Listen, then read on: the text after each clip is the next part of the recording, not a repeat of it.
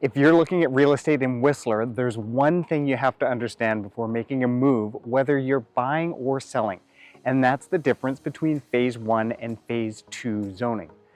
Because they might sound similar, they come with very different rules, and choosing the wrong one for your goals, that can cost you a lot of time, money, and flexibility. In this video, I'm going to break down exactly what Phase 1 and Phase 2 zoning means in Whistler, how each one affects your personal use and rental options, and which one's better depending on what you're trying to do, whether that's maximize your own vacation time, get solid rental income, or sell a property at the highest possible price.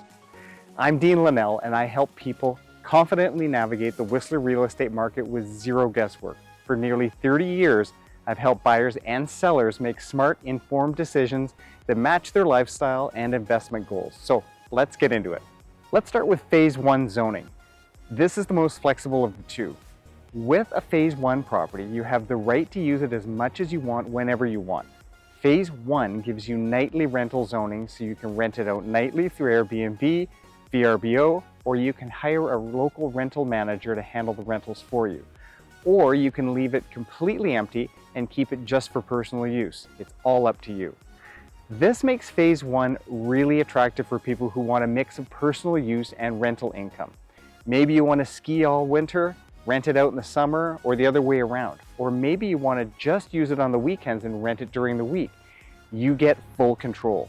You'll find Phase 1 zoning in places like Village North, Upper Village, aka Blackcomb Benchlands, and Whistler Creekside. There are also some Phase 1 zone properties at Blueberry Hill and out at the Nicholas North Golf Course in the clubhouse there. These are all great options for buyers who want that vacation lifestyle but also want their property to work for them financially. Now let's talk about Phase 2 zoning, and this is where things change. Phase 2 properties are typically found inside hotel-style buildings like the Four Seasons, the Westin, or the Pan Pacific.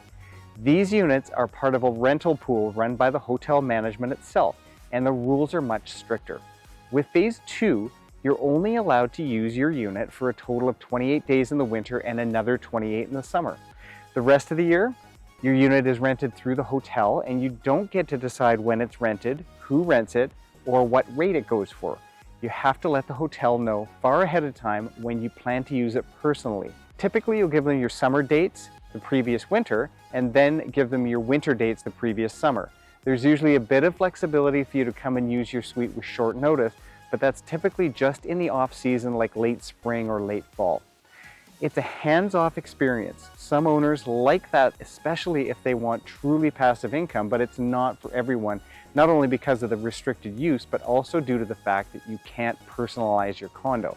No pictures of the kids on the wall, no switching out the queen mattress for a king, no renovating the kitchen and bathroom.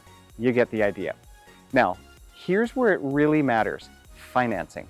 Getting a mortgage for a Phase 1 property is usually pretty straightforward. Canadian lenders treat these like standard residential properties. They'll typically need 25 to 35% down, and the interest rates are standard.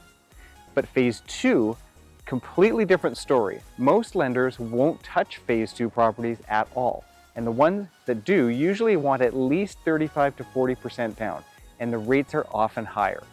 These are seen as riskier loans because of that Phase 2 restrictive covenant, a hotel-style operation, and the limited personal use. And banks don't like restrictions. That's why I always recommend talking to a Whistler-based mortgage broker early in the process, especially if you're even thinking about buying a Phase 2 unit. They know which lenders deal with these properties at any given moment, and they can save you a ton of time and stress. If you want a referral, just reach out to me and I'll connect you with someone I trust. Let me give you a quick story to illustrate. One of my clients from San Francisco was super excited about a beautiful one-bedroom unit at the Westin Whistler Resort and Spa. The Westin is, of course, a Phase 2 hotel condo. The bank they were pre-qualified through in Vancouver didn't realize what that meant, and they pre-approved them only to pull out of the financing at the last minute. We pivoted fast to a local broker who knew the ins and outs of Phase 2, and she saved the deal, but with a higher rate and tighter terms than they were expecting. It worked out, but only because we moved quickly. Now, if you're selling a Phase 1 or Phase 2 unit, this info is just as critical. Selling a Phase 1 property, you've got a wider audience like families, investors, even locals who want flexible use.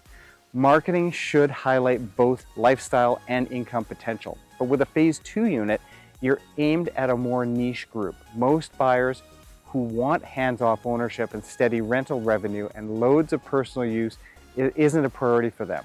For you, showcasing income history and the hotel's performance will be key.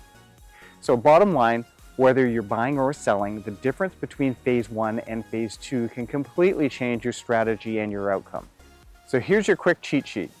Phase 1 equals flexibility. Use it, rent it, or both. Phase 2 equals limited personal use, managed like a hotel, better for passive investors. And if you're not sure which one's right for you, or you're unsure how to position your unit if you're selling, that's where I come in. Reach out and I'll help you figure out your next best step. Zero pressure, just straight advice.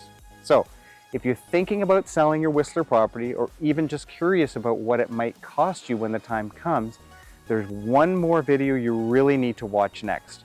In it, I break down every seller cost line by line, from real estate fees to legal costs, BC taxes, and even how exchange rates come into play if you're selling from outside Canada. It's everything most people don't find out until it's too late. Click right here and I'll walk you through the full seller cost breakdown so you know exactly what to expect. No surprises. I'll see you there.